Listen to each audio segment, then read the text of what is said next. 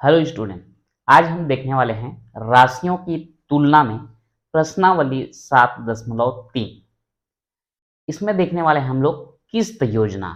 ये किस्त योजना आखिर होता क्या है, आइए चर्चा करते हैं। मैं हूं परमानंद पटेल, स्वागत है आपका अपने channel P N Patel classes पर।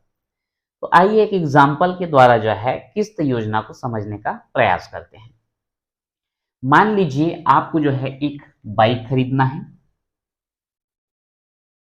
और बाइक का जो मूल्य है उसको मैं लिख देता हूं नगद मूल्य। नगद मूल्य है 1,00,000 रुपए। ध्यान देंगे, आप एक बाइक खरीदने जा रहे हैं।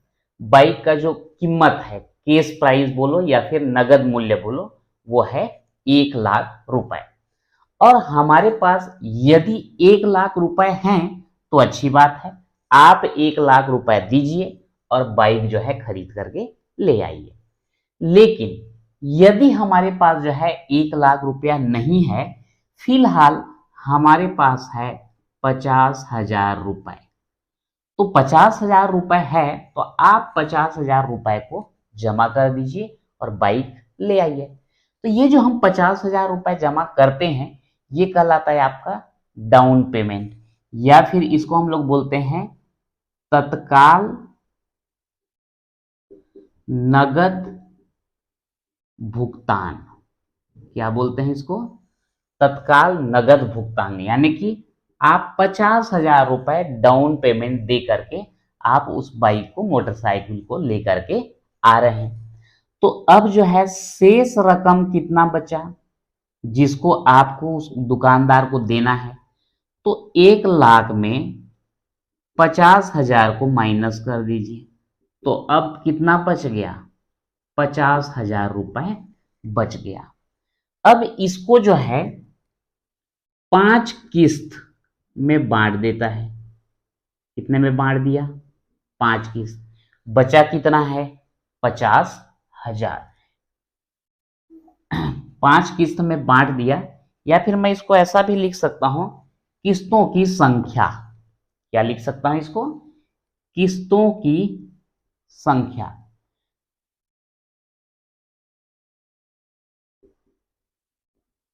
किस्तों की संख्या मान लो कर दिया गया है 5। प्रति माह है, हर महीने जो है आपको किस्त की राशि देना है। तो अगर हम नॉर्मली ऐसा हिसाब लगाएं कि 50,000 रुपए बचा है और हमको 5 किस्त में देना है, तो एक किस्त में कितना हो जाएगा? 1,000 बोलता हूं, 10,000 रुपए। 10 पंछे 50,000। लेकिन जो ये किस्त की राशि होती है ना, ये किस्तों की राशि जो होगा वो 10,000 नहीं होगा, बल्कि कुछ ज्यादा होगा। मान लेते हैं हम कितना ले लिए? 10,500। कितना हो गया? 10,500। तो यदि आप नॉर्मल रूप से जमा करते तो आपको 50,000 रुपया और देना था, लेकिन किस्त हिसाब से देने के कारण आपको 50,000 से ज्यादा पड़ रहा है। कैसे? 10,500 गुणित 5 कर दो। 5 शून्यम 5 शून्यम, 5 पंचे 25 का 5 हासिल 2, 5 शून्यम ये मिला 2 और 5 एकम 5। तो यहां पर अगर हम लोग देखते हैं तो आपको जो है कितना लग रहा है? 52,500 रुपया लग रहा है। कितना ज्यादा लगा? 2,500 रुपए आपको अतिरिक्त देना पड़ रहा है। ये जो अतिरिक्त राशि है ये आपका क्या कहलाएगा? ब्याज। तो इस किस्त योजना में फायदा क्या हुआ? आपको फायदा ये होता है कि आपके पास 50,000 रुपया होने के बावजूद भी आप बाइक खरीद पाते हैं डाउन पेमेंट करके। दुकानदार को ये फायदा होता है कि वो जो है 50,000 रुपये का जो किस्त बना दिया, उसके वजह से उसको 2,500 रुपये का जो है अतिरिक्त फायदा हुआ है। किस रूप में? ब्याज के रूप में हुआ है। तो यहां पर इसी एग्जाम्पल को आप ध्यान से देखिए, इसी के आधार पे ये प्रश्नावली के प्रश्न हम लोग हल करने वाले हैं। तो यहां पर जो भी वास्तविक मूल्य होता है उसको हम क्या बोलते हैं, नगद मूल्य बोलेंगे। और डाउन पेमेंट के रूप में जितना भी जमा किया जाता है और सामान घर ले आते हैं वो कहलाता है तत्काल नगद भुगतान। क्या कहलाएगा, तत्काल नगद भुगतान। उसके बाद ये जो आपका नगद मूल्य था उसमें तत्काल नगद भुगतान को घटा दें तो शेष राशि जो है ये हम लोग बोलते हैं किस्तों में देय राशि। इसको क्या बोलते हैं, किस्तों में देय राशि। किस्त के आधार पर ही इसको हमको देना है। अब ये भी देखना है कि किस्तों की संख्या कितना है, 2 है, 5 है, 10 है, आप उसको लिख लेंगे। और किस्त की राशि कितना है कि एक किस्त में कितना राशि दिया जाता है। तो एक किस्त में जितना राशि दिया जा रहा है अगर हम उसको 5 से गुणा कर दें तो किस्तों में देय राशि ये आपको प्राप्त हो जाता है। देखो आपका राशि कितना बचा था, 50,000 रुपया देना था, उतना बचा था, लेकिन आप दे कितना रहे, 52,500 रुपए। तो ये किस्तों में जो राशि आप दे रहे हैं उसमें ये जो वास्तविक जितना आपका बचा था उसको माइनस कर दिया जाए तो जो भी आता है वो क्या कहलाएगा, ब्याज का रकम कहलाएगा। अब ये यहाँ पर ब्याज का रकम जो है 2,500 रुपए, ये किस पर ब्याज लगा है आपको, ये लगा है 50,000 पर। लेकिन आपको यहाँ पर जो है थोड़ा सा ध्यान देना पड़ेगा।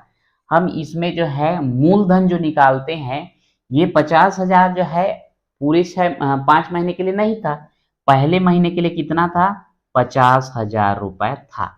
तो पहले महीने के लिए मूलधन आपका 50,000 रुपया बना। लेकिन दूसरी बार जब गए तो आपने कितना जमा कर दिया था, 10,500 जमा कर दिया। तो ये 10,500 रुपया माइनस करेंगे और वो दूसरे महीने के लिए क्या बन जाएगा, मूलधन बनेगा। तो 10,000 घटाते तो कितना होता, 40,000। 10,500 घटाए मतलब 39,500। ठीक, तो दूसरे महीने के लिए मूलधन ये बन गया। तीसरे महीने में जाएंगे, इसमें आपका 10,500 फिर से माइनस हो जाएगा, तो ये आ जाएगा आपका कितना, 29,000 रुपए। तो दूसरे पहले महीने के लिए मूलधन ये हुआ, दूसरे महीने के लिए मूलधन ये हुआ, तीसरे महीने के लिए मूलधन ये हुआ। तो ऐसे करके टोटल मूलधन हम ज्ञात कर लेते हैं कितने महीने के लिए, एक महीने के लिए। और उसके बाद फिर साधारण ब्याज का सूत्र लगा दिया जाता है और जो भी आपका आएगा, ब्याज दर ज्ञात करने के लिए बोला है तो ब्याज दर हम ज्ञात करेंगे, प्रश्न में जैसा पूछा गया उसके आधार पे हल करते हैं। आपको ये ध्यान देना है। तो यहाँ पर पहला क्वेश्चन यदि हम देखें क्या लिखा है, एक कुर्सी को 450 रुपए नगद, यानी कि कुर्सी का नगद मूल्य कितना है, 450 रुपए है।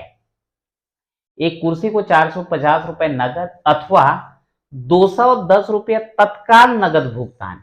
ये जो 210 रुपए है जिसको तत्काल नगद भुगतान बोल रहे हैं ये है आपका डाउन पेमेंट, एवं 125 रुपए की 2 समान मासिक किस्तों में बेचा जाता है।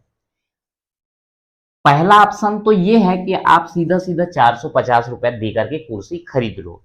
दूसरा ऑप्शन ये है कि आपको 450 देने के लिए नहीं है तो आप 210 रुपया दे दीजिए और कुर्सी ले आइए।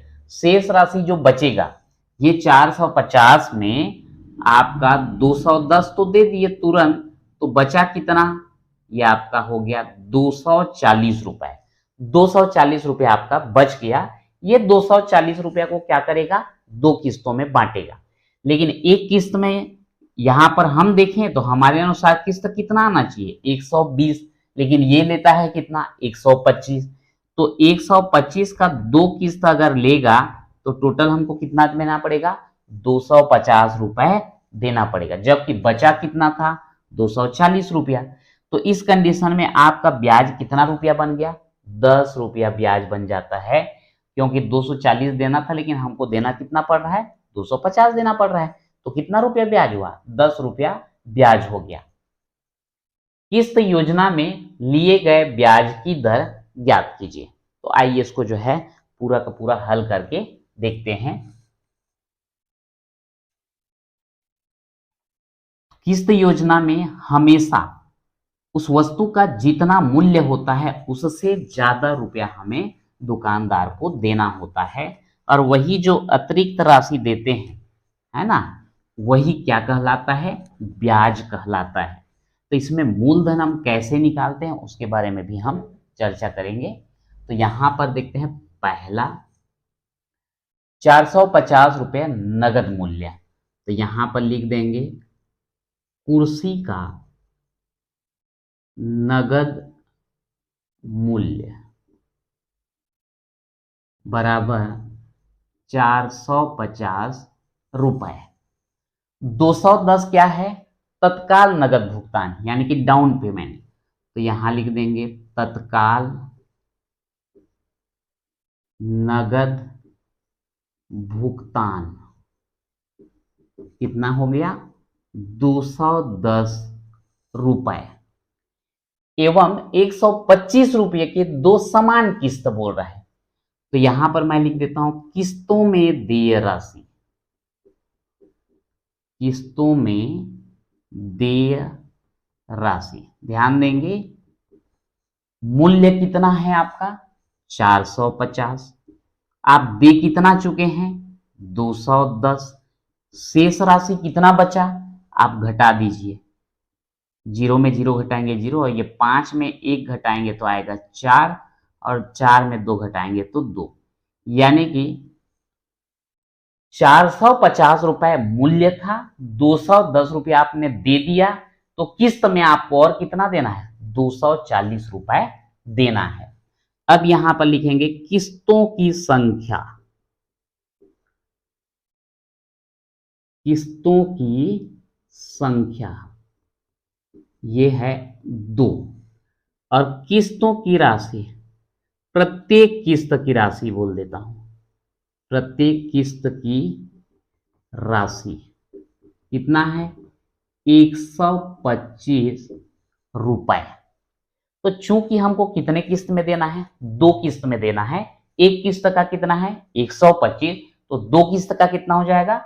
125 गुणित 2। तो यहां पर किस्तों में दी जाने वाली कुल राशि बराबर 125 गुणित 2, यानी कि 250 रुपए। अब जो है प्राय सब क्लियर हो चुका है। उसका मूल्य था 450, आपने तुरंत पेमेंट किया 210। पेमेंट करने के लिए और कितना बचा? 240। 210 दे दिए, 240 देना और बचाए हैं। लेकिन अब ये 240 को क्या किए हैं? 2 किस्त में बांट दिए, तो किस्तों की संख्या कितना? 2। एक किस्त में कितना दे रहा है? 125। तो दोनों किस्त मिला करके कितना देना पड़ेगा? 250 देना पड़ेगा। देना था 240 पर देना पड़ा 250, मतलब कितना एक्स्ट्रा दिए? 10 रुपया एक्स्ट्रा। तो अतः ब्याज की राशि क्या हो जाएगा? अतः ब्याज की राशि बराबर हो जाता है 250 में 240 घटा दो 10 रुपया। ठीक, तो ये 10 रुपया जो है ब्याज की राशि बन गया। अब हम देखते हैं मूलधन ज्ञात करते हैं। तो यहां पर लिखेंगे पहले माह का मूलधन। अब यहां पर ध्यान देंगे कि भाई पहले महीने का मूलधन कितना है। तो पहले महीने का मूलधन बोलने से किस्तों में टोटल हमको कितना देना बचा था? 240 रुपए देना बच गया था। तो ये पहले महीने के लिए तो ये 240 रुपया ही क्या बनेगा? मूलधन बनेगा। तो पहले माह का मूलधन बराबर हो गया 240 रुपए। उसके बाद दूसरे माह का मूलधन। अब यहां ध्यान देंगे एक महीना जैसे ही कंप्लीट होता है तो ये 240 रुपए में से 125 रुपए दे दिया जाता है। तो 240 रुपए में 125 रुपया को घटा दो तो ये दूसरे महीने के लिए मूलधन बनेगा। 10 में 5 घटाएंगे 5, यहां बचा 3, 3 में 2 घटाएंगे 1, यहां बचा 2, 2 में 1 गया 1, रुपए। पहले माह के लिए मूलधन कितना था? 240 रुपए। दूसरे माह के लिए मूलधन कितना हुआ? 115 रुपए। अब ये 240 और 115 को अगर जोड़ दें तो एक माह का मूलधन हमको प्राप्त हो जाएगा। इधर का मैं मिटा रहा हूं।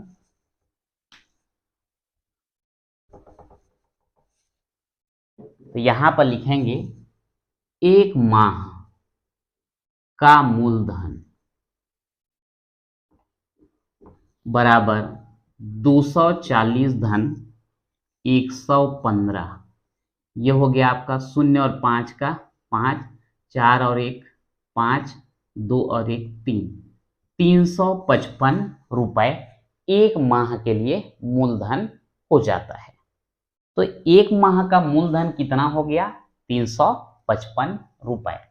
तो अब ध्यान देंगे, ये हो गया मूलधन।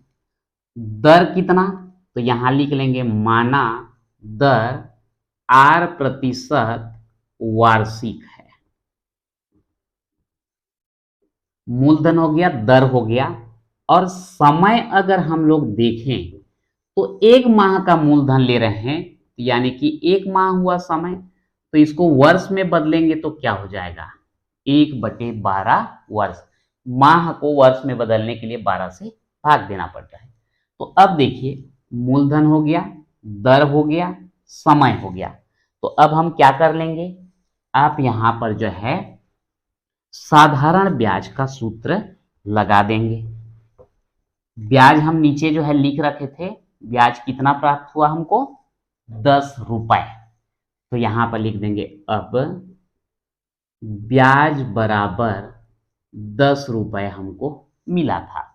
और ब्याज के लिए सूत्र क्या है?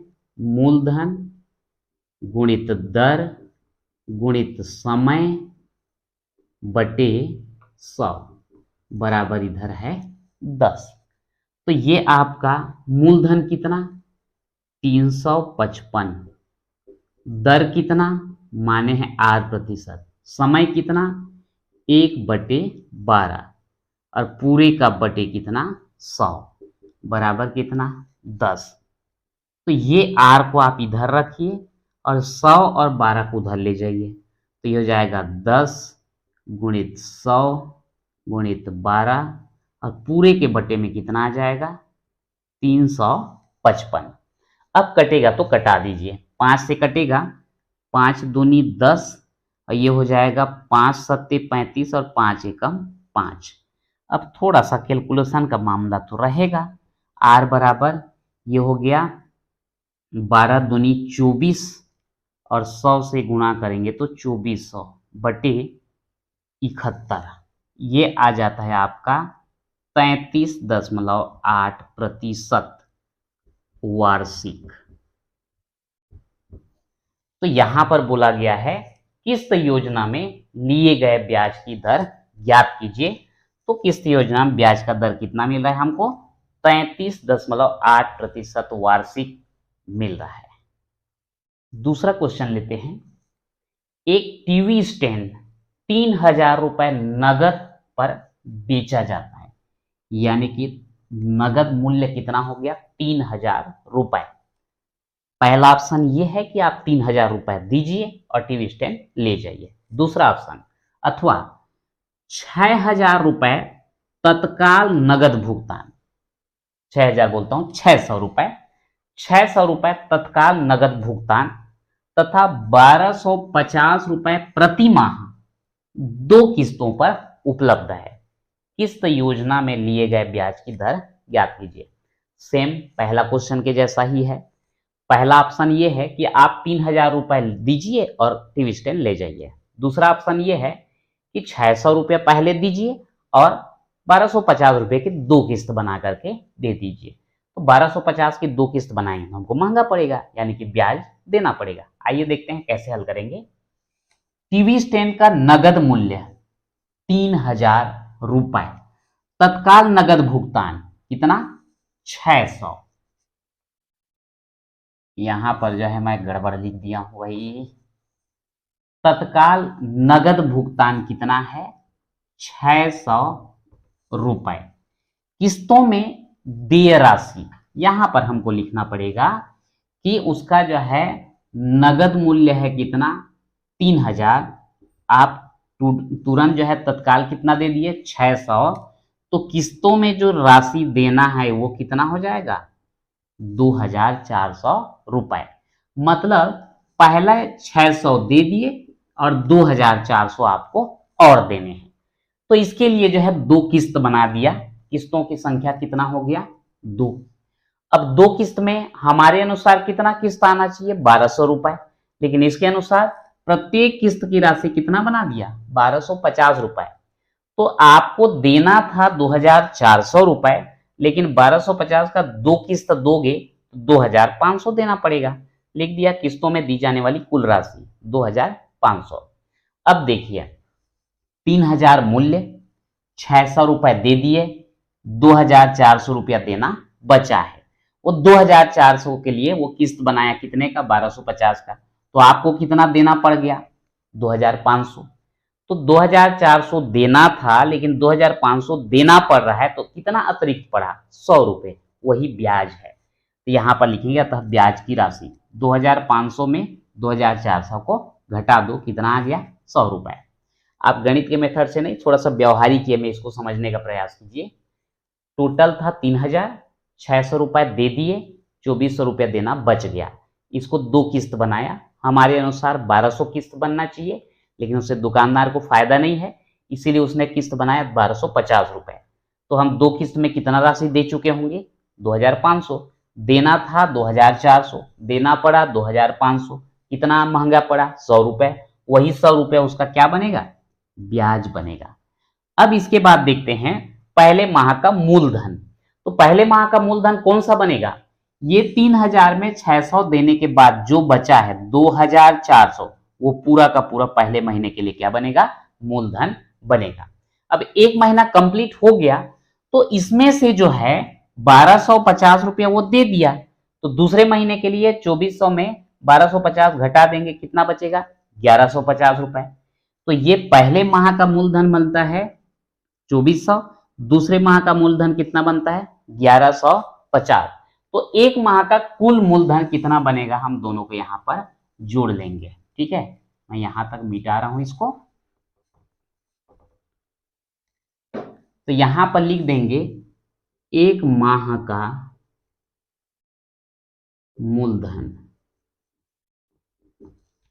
2400 धन 1150, 000055415 और 213। तो एक माह का मूलधन कितना बन गया 3550 रुपए। माना ब्याज की दर 8% वार्षिक है, समय 1 माह का ले रहे हैं, तो ये हो जाएगा 1/12 वर्ष। ब्याज हमको पता है कितना मिल रहा है, कितना देना पड़ रहा है 100 रुपए। तो अब यहां पर देख लीजिए मूलधन हो गया, ब्याज का दर हो गया, समय हो गया, और ब्याज की राशि भी हमको पता है 100 रुपए। अब यहां पर साधारण ब्याज का सूत्र लगा देंगे। साधारण ब्याज का सूत्र लगाएंगे तो इधर हो जाएगा मूलधन गुणित दर गुणित समय बटे 100 बराबर इधर 100।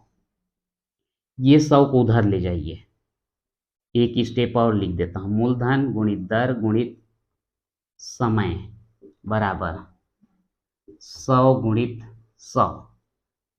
मूलधन कितना, ये है 3550, दर है R और समय है 1/12 बराबर 100 गुणित 100। अब यहां पर R बराबर रखेंगे तो 12 उधर जाके गुणा होगा, 100 गुणित 100 गुणित 12/3550।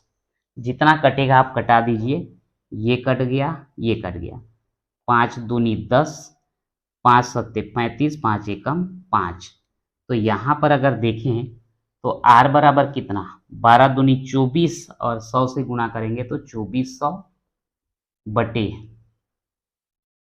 71। तो इसके जस्ट पहले वाले प्रश्न में भी हम देखे थे तो इतना ही आया था और इसको हल करने पर मिला था हमको 33.8% वार्षिक, और ये हो जाएगा आपका ब्याज का दर। तो इस प्रकार से जो है किस्त योजना में ब्याज का दर कैसे निकालते हैं हमने देखा, प्रश्नावली 7.3 का पहला और दूसरा प्रश्न। तो आज के वीडियो में इतना ही, मिलते हैं नेक्स्ट वीडियो में।